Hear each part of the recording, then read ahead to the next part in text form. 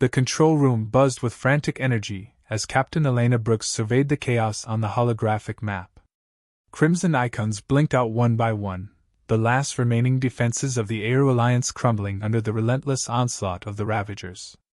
Sweat beaded on her brow, but she kept her voice calm as she tapped her calm. "General Tylak, if you don't call us in now, there won't be anything left to save." A pause, then the guttural growl of General Tylak filled the line.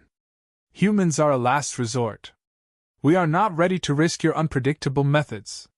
His hesitation grated on Brooks, but she knew the Aero commander wasn't entirely wrong. Humans had a reputation in the galaxy, resourceful, yes, but chaotic in the eyes of more orderly species. Brooks' gaze flicked to the holographic map. The Ravagers, savage, insected creatures that tore through fleets like locusts, were pushing through another defensive line. Their ships, dark and spiked, surged forward with mechanical precision, overwhelming the Aero's elegant vessels. If the humans didn't act soon, the Alliance wouldn't hold. "We don't have time for perfection, General," Brooks snapped, her patience wearing thin. "Our unpredictability is exactly what you need. Let us fight, or we all die." Her second-in-command, Corporal Davis, stepped up beside her. "They'll never ask us in time. The Aero value order too much to accept that chaos can win a battle." Brooks clenched her jaw, her mind racing. The Aero generals, with their precise tactics and regimented formations, couldn't adapt to the Ravagers' ruthless, swarming strategies. But humans could. Humans thrived on the unpredictable, on making split-second decisions when everything was falling apart. And right now, the Alliance was falling apart. "They have no choice," she muttered, watching the blinking lights of the Aero forces flicker and die. "We're the only ones who can stop this." Suddenly, a new alarm blared. "Captain?" Davis shouted, his voice laced with alarm.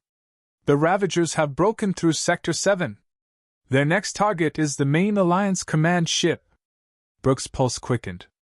If the command ship fell, the entire fleet would be thrown into chaos. She tapped her comm again, her voice sharp. "Tylak, if you want to win this war, you'll let us fight. Now." There was a long, tense silence. Then, begrudgingly, the general responded. "Very well, Captain Brooks. Deploy your forces. May the galaxy forgive us." A small smile tugged at Brooks' lips. "We won't need forgiveness when we win." She turned to Davis, already barking orders. "Prepare the squads. We're going in full force. Hit them where they don't expect, and keep them off balance. The Ravagers rely on overwhelming strength, but if we fracture their lines, they'll break." Davis finished, grinning. "We've done it before." Brooks nodded, her thoughts racing as she formulated the plan. Humanity's greatest strength was in its ability to adapt, to bend when others would break. The Aeru, for all their intelligence, lacked that critical flexibility. But now, the humans were here. And they would make the Ravagers regret underestimating them. Within minutes, the humans' dropships were cutting through the atmosphere of the embattled planet below, the roar of engines vibrating through the hull. Outside the viewport, Brooks saw the wreckage of 1,000 battles, twisted metal and scorched earth stretching out in all directions. The Ravagers swarmed the surface like ants, their massive war machines towering over the battlefield. "Davis," Brooks said, her voice tight, "we hit their supply lines first. Then we moved to their command center. Cut the head off the snake." Davis nodded, double-checking his rifle. "We'll make them regret the day they met us." Brooks felt the familiar rush of adrenaline surge through her veins. This was it, the moment she'd been waiting for. The Aero might not understand it, but this was what humans did best. When everything seemed lost, when defeat was imminent, they found a way. They fought back. As the dropship's doors opened and the harsh, acrid scent of the battlefield flooded in, Brooks gritted her teeth. "All right, team. Let's show the galaxy what humans can do." The squadron poured out onto the ground, weapons raised, as Brooks led the charge toward the first Ravager outpost. The wind howled, dust and ash swirling around them, but Brooks' eyes were fixed ahead, on the towering war machines in the distance. The Ravagers wouldn't see them coming. and when they did, it would already be too late. The dull hum of the spacecraft's engine reverberated through the steel walls of the command room, mixing with the low murmur of nervous chatter. Commander Elise Carter stood at the center, eyes fixed on the glowing holographic map floating before her. Each pinprick of light marked a hostile Ravager's ship, their formation tightening as they neared the outer edge of Earth's defense perimeter. "We've got movement on the east flank," Sergeant King reported from his station, his voice a calm contrast to the storm brewing outside. His fingers danced across the control panel as he highlighted the incoming ships. 20 Ravager cruisers. They're forming a pincer around the supply route. Carter didn't flinch, though her stomach tightened. The enemy was smart. Too smart. The Ravagers had been probing Earth's defenses for weeks, searching for a weakness, and now they were making their move. She knew what this meant. They were out of time. "Lieutenant Harris," Carter said, turning to her second-in-command, "get the fleet ready. We need to meet them before they reach the line." Harris, a tall man with sharp features and a no-nonsense demeanor, gave a curt nod. "On it, Commander." As he left to relay the orders, Carter's gaze shifted back to the map. 20 ships. If they managed to cut through the supply route, Earth's ground forces would be crippled. Her mind raced, piecing together tactics, but the odds weren't in their favor. The Ravagers outnumbered them 3-1, and their ships were faster, stronger. But Earth had one advantage, the element of surprise. The door hissed open behind her, and a familiar voice broke through the tense atmosphere. "You're thinking too hard again." Carter didn't need to look to recognize the voice. Captain Reed, her closest friend and one of the best pilots in the fleet, leaned against the doorframe, arms crossed. His casual stance was a sharp contrast to the urgency in the room. "Reed, this isn't the time for your jokes," Carter replied, but there was a small smile tugging at her lips. "I'm serious." He straightened and walked over, standing beside her, his gaze fixed on the hologram. "You're going to pull that move, aren't you?" She raised an eyebrow. "Which move?" "The one where you send me in like bait," Reed said, smirking. "Lure them in close, then we hit them where it hurts." Carter's smile faded as her mind clicked into place.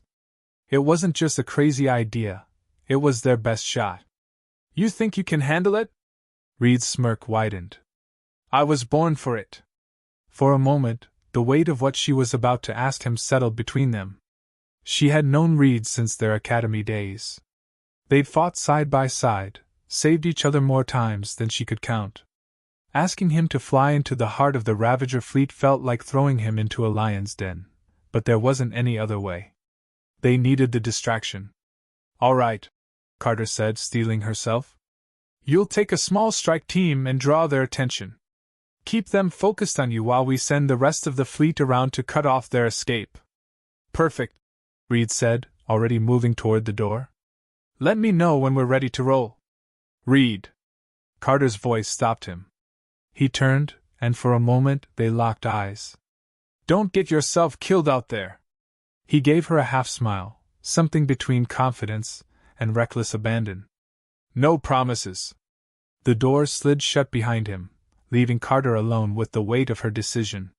She exhaled slowly, pushing down the knot in her chest. There was no time for hesitation. Reed knew the risks, and she trusted him with her life. But it didn't make the burden any lighter. "Sergeant King," she called, turning her attention back to the battle ahead. "Initiate the decoy maneuver. And send a message to all ships, this is it. We hold the line here, no matter what." King's fingers flew across the console. "Yes, Commander." "Sending the signal now." Carter watched as the fleet icons on the map shifted into position. The trap was set. In moments, Reed's team would engage, drawing the Ravagers in. Then, with any luck, they'd spring the ambush and cripple the enemy's advance. Her heart pounded as the first shots were fired, lighting up the dark void of space like fireworks. The battle had begun, and there was no turning back. The cockpit of Reed's fighter hummed with a low, steady vibration. His hands rested lightly on the controls, the dim lights of the instrument panel casting a greenish hue across his face. Outside the canopy, the inky blackness of space stretched endlessly, dotted with distant stars, and the looming threat of the Ravager fleet ahead. "All right, team!" Reed's voice crackled over the comms, his tone sharp, focused. "We've got one job: keep them distracted long enough for the commander to spring the trap. Stick to your wings, keep tight formations, and don't get fancy. Clear?" "Crystal, Captain," came the chorus of replies, each pilot's voice tinged with a mix of anticipation and fear. They knew the odds. They knew the risks. But like Reed, they were ready to dive headfirst into the fray. He flexed his fingers and glanced at the tactical display. The Ravager ships were already moving into formation, closing the gap between their fleet and Earth's defensive line. Reed's heart raced, but he kept his voice steady. "We go on my mark." As the seconds ticked by, tension coiled tighter in his chest. This was it. A single misstep, and they'd be vaporized before Carter's fleet had a chance to strike. But if they pulled this off... "Mark!" Reed shoved the throttle forward, and his fighter shot through space, the engines roaring with sudden acceleration. His squadron followed, streaking through the void like a pack of wolves charging their prey. The Ravagers didn't hesitate. They turned their ships to meet the incoming assault, eager for a quick victory. Laser fire erupted from the enemy cruisers, brilliant beams of red and white lancing through the darkness. Reed weaved his fighter through the barrage, his instincts kicking in as he dodged left, then right, narrowly avoiding a direct hit. "Keep moving!" he barked into the comms. "We can't let them pin us down!" The squadron scattered, their small, agile fighters zigzagging between enemy fire. Reed's heart pounded in his ears, every nerve on edge as he threaded his way closer to the Ravager formation. He needed to get them riled up, get them chasing after him. "Come on, you bastards!" he muttered to himself, teeth clenched. "Take the bait." Suddenly, a Ravager cruiser broke off from the main formation, peeling toward Reed's fighter with a predatory grace. Its massive hull cast a long shadow over the battlefield, and Reed could see the glow of its weapon systems charging. "There you are," he whispered, fingers tightening around the controls. He banked hard to the right, the cruiser hot on his tail. "Let's dance." He pushed his fighter to its limits, diving into a tight spiral that sent him careening past enemy fire. The Ravager's ship followed, matching his every move with frightening precision. Sweat beaded on Reed's brow, but a grin tugged at the corners of his mouth. They were falling for it. "Squadron, form up on my 6, he ordered, glancing at his tactical display. His team moved into position, their fighters darting back into formation behind him. "We're leading them right into the trap. Get ready for extraction on my signal." The plan was working. The Ravagers, seeing the opportunity to pick off a smaller force, had shifted focus entirely to Reed's squadron. But they didn't know what was waiting for them on the other side. "Commander, we've got them on the hook," Reed said, his voice steady despite the chaos unfolding around him. "Your move." On the other end of the line, Carter's voice came through clear and calm. "Understood. We're moving into position. Hold your ground for 60 more seconds." 60 seconds. An eternity in the heat of battle. Reed's fighter lurched as a laser blast grazed his left wing, the cockpit rattling from the impact. Alarms blared in his ears, but he kept his focus sharp, eyes locked on the Ravager cruiser still trailing him. One wrong move, and it was over. "Hang tight, team," he called out, voice strained but determined. "We're almost there." Time slowed as the seconds dragged on. Reed could feel the weight of every moment pressing down on him, the gravity of the mission sinking in. His squadron danced through enemy fire, each pilot pushing their ship to the brink. And then, through the haze of battle, came Carter's voice, calm, resolute. "Reed, pull back. We're ready." A rush of relief flooded through him. "Copy that. Let's get out of here." With a final, sharp turn, Reed yanked his fighter out of the Ravager's grasp, his squadron following suit. Behind them, Carter's fleet surged into the fray, a wall of firepower and fury that hit the Ravagers like a hammer. As Reed soared out of range, he watched the trap snap shut. The Ravager fleet, caught off guard and out of position, crumbled under the assault. For the first time in days, Reed allowed himself to breathe. But the battle was far from over. The atmosphere aboard the USS Sentinel was tense, the bridge crew locked in quiet focus. Lights flickered across the control panels as tactical readouts updated in real time. Captain Elias Carter stood at the center, his gaze hard as he monitored the unfolding battle outside. Beyond the safety of the ship's reinforced windows, the Ravager fleet was being torn apart, but it wasn't over yet. "Report," Carter ordered, his voice a steady anchor amid the chaos. Lieutenant Tessa Moran, head of tactical, barely glanced up from her screen. "Enemy forces are retreating, sir, but it looks like a diversion. Their cruisers are circling around our flanks. They're trying to box us in." Carter's jaw tightened. He'd expected the Ravagers to adapt, but not this quickly. Their last-minute desperation moves were growing more erratic and more dangerous. "Helm, adjust course to bearing 135, full burn. We'll outrun their flanking maneuver." "Aye, Captain." Ensign Patel responded, fingers flying over the controls as the ship lurched into a new trajectory. The Sentinel powered forward, leaving the broken remnants of smaller enemy vessels in its wake. Carter's mind raced.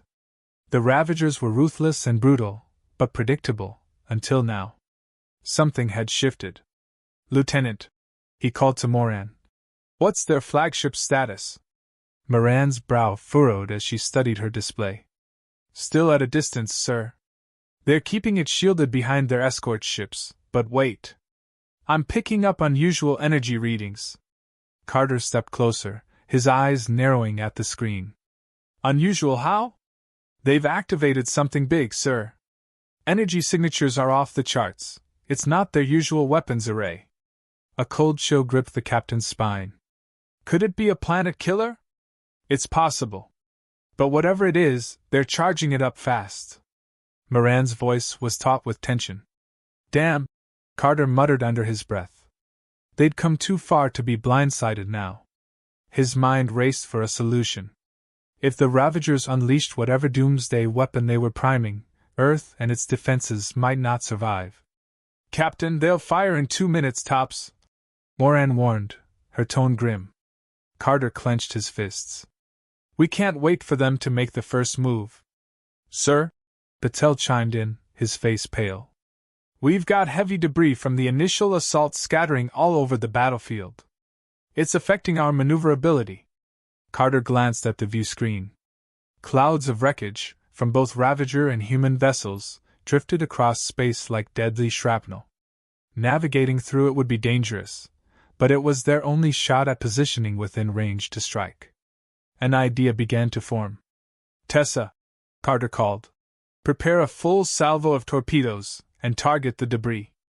Moran turned to him, eyes wide. "Sir?